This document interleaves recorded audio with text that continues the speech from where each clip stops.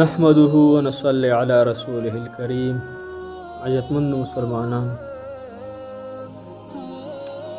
محمود الحسن د دیوبند یو غټ عالم تیر شوی دی. د هغه باره کې راځي هغه یو پیره خانقاوي مبارکې ته تللی و. هلته یو ماشوم وکتو نو هغه وچې روټۍ راټولولې.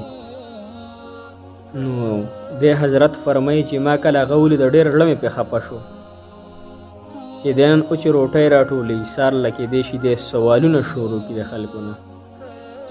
ما یې تپوس کړو چې بچیه ته ولې دا روټۍ ټولې او په دې بلډینګونو باندې ګرځې؟ ولې ستا څه مسله ده؟ ستا مور او پلار ستا رونه نشته څوک د مزدورۍ چې هغه روزي تا ته پیدا کړي او روزي درته درکړي؟ نو هغه وویل چې کاکاجي زما تشه مور ده او پلار مې وفات شوی دی او زه دا وچې روټۍ راټولوم او دا بیا خوشتوو منګه، مور مې راله خوشتوي او دا بیا خورو، په دې باندې خپله ګزاره چلوو.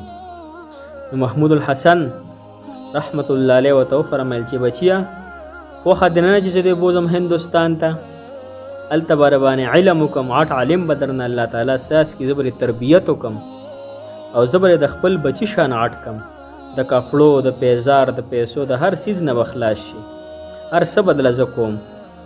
هغه وایي چې زه مور سره مشوره وکړم چې دی کله لاړی مور سره یې مشوره وکړم. مور ورته چې زه بچیه لاړ شه د یو کس د روټۍ نه خو به خلاصه شم که نه، د یو کس غم خو به راسه کم شي که نه، ستا د غم نه خو به خلاصه شم، زه لاړ شه. جامې را واغېستې چې کله ماشوم رالی نو دوی تپوس وکړو چې ځو چې تاسو به کله ځئ؟ هغه ورته چې پلانکي بلډینګ ته راشه او په دې ټایم به ځو. ماشوم چې کله ورغلی ماشوم ورته ویل چې دا کم د مدینې منورې دا جانان چې مې دی او دا شین ګمبد چې دی، آیا کاکاجي دا ګمبد هلته شته کو نشته دی؟ نو زه ډېر حیران شوم چې دی بچي ته وګوره دونه عقلمندې خبرې. نو ورته چې بچیه کو دا ګمبد حضرا دلته وې نو موږ به د هغې هندوستان نه ولې دلته راتلو؟ دا خو هلته هندوستان کې نشته نو ځکه دلته موږ وله راځو. دې بچي راته په جواب کې وي چې کاکاجي دا وچ روټۍ دا سپور روټۍ دا مې خوښې دي، خو د دې مدینې منورې پرېښودو ته تیار نه یم، د دې جانان پرېښودو ته تیار نه یم.